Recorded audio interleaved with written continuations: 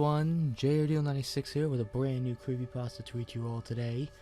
It's been a while since I've done another creepypasta. You know, it's honestly been since June, and you'll be saying, what?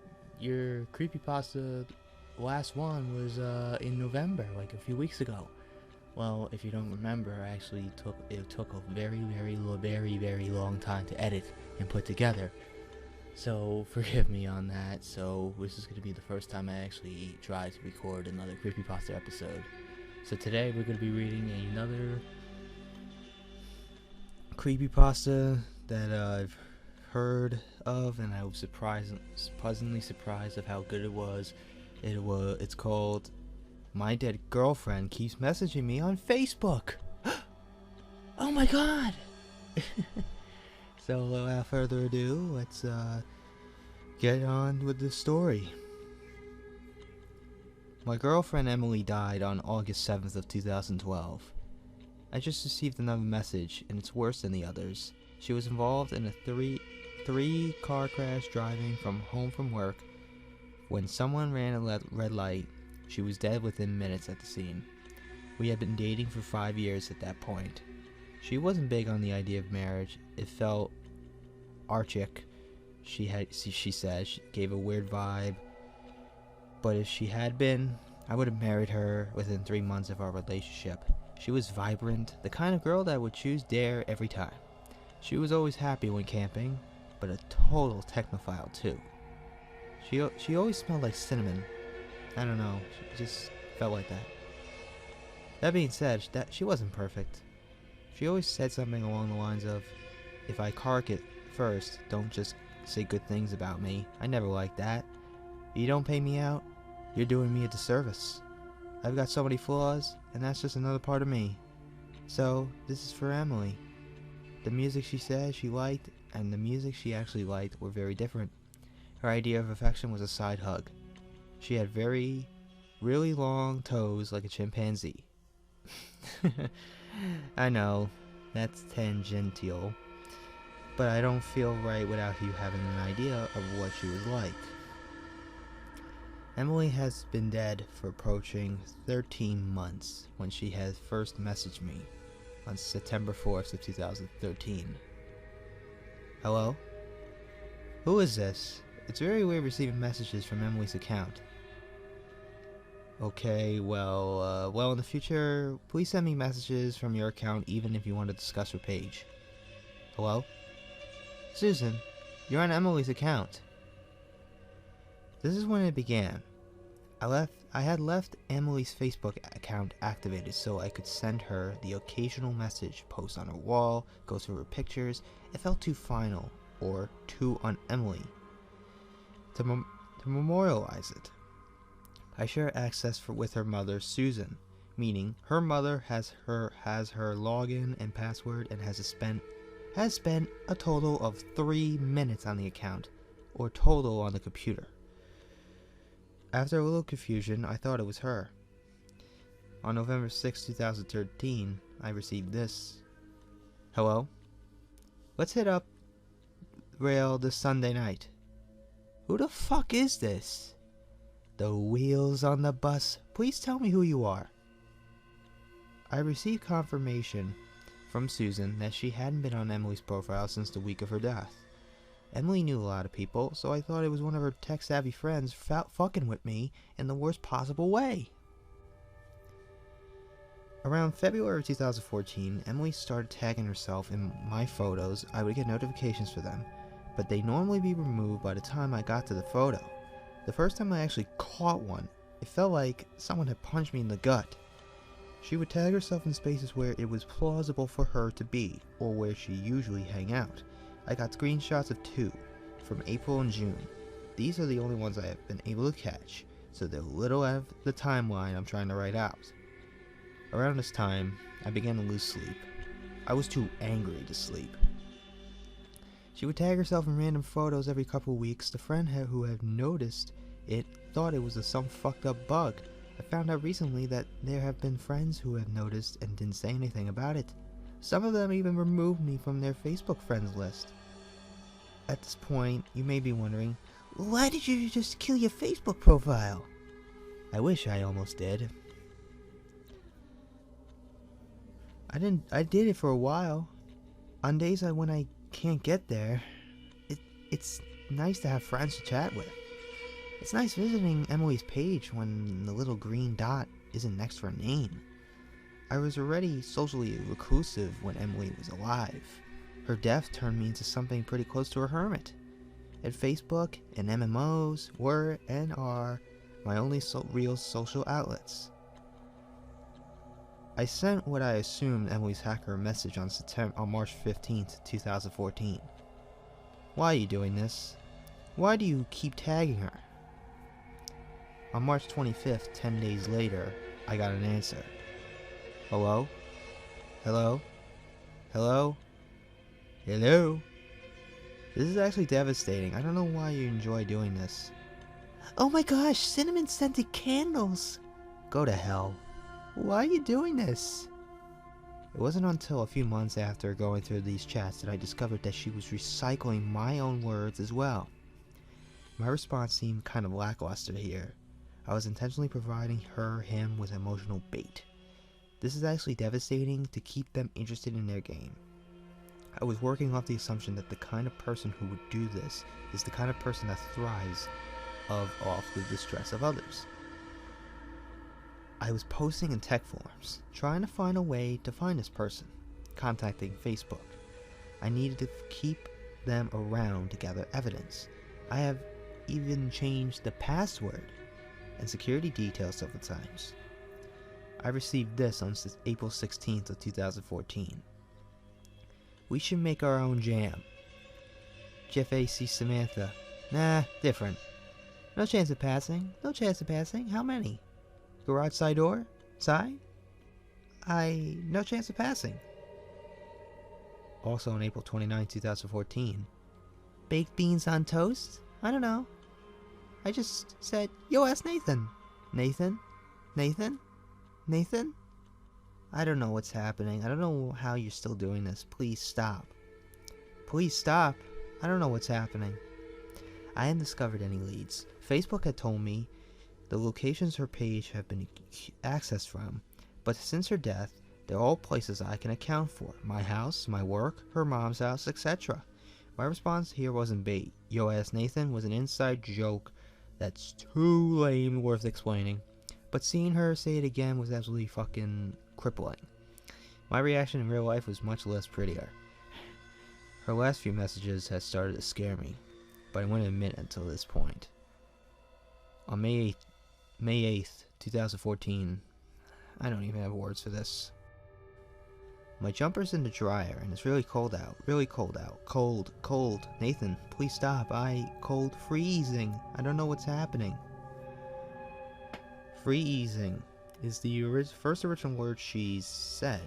This had given me nightmares that just won't end. I keep dreaming that she's in an ice-cold car, frozen blue and gray, and I'm standing outside the car door in the warmth screaming for her to come out. She doesn't even realize I'm here. Sometimes her legs are outside with me. On May 24th, 2014, I said this. Man, I'm really drunk. I miss you. Whoever's on this account, I don't give a fuck. I keep coming home from work and expecting to see you at the computer. Shouldn't I be used to that by now? Just let me walk. I wasn't really drunk. Emily was an affectionate girl, and it always embarrassed her and to exchange I love yous, cuddle, talk about how much we meant to each other. She was more comfortable with it when I was drunk. I pretended to be drunk. A lot. Her reply was prompted me to finally memorialize her page, thinking it just might put an end to this. It might seem innocuous to her previous message. It's from an old conversation when I was trying to convince her to let me drive her home from the friend's house. In the collision, the dashboard crushed her. She was severed in a diagonal line from her right hip to midway down her left thigh. One of her legs was found tucked under the back seat.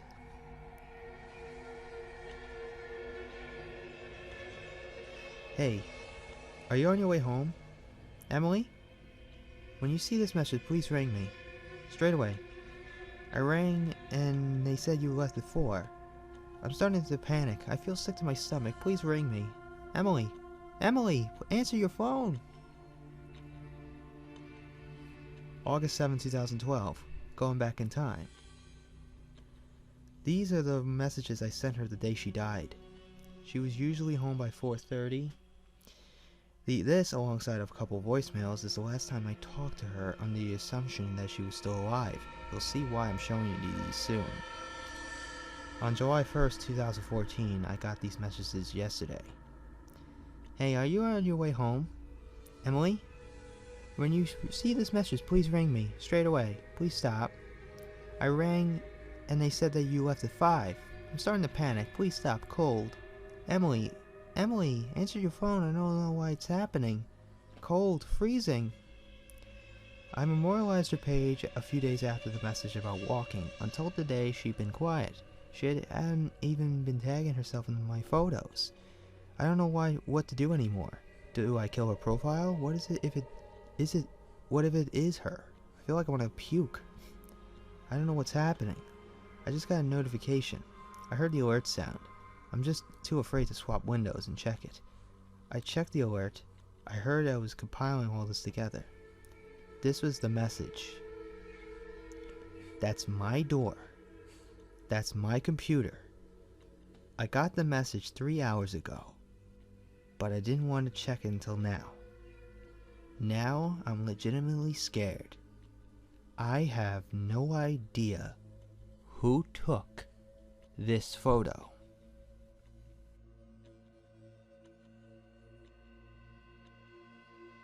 Well, that was my dead girlfriend keeps messaging me on Facebook. Honestly, it gave me a weird, creepy vibe. And that has I'd never gotten a weird, creepy vibe since the Russian sleep experiment and Abandoned by Disney.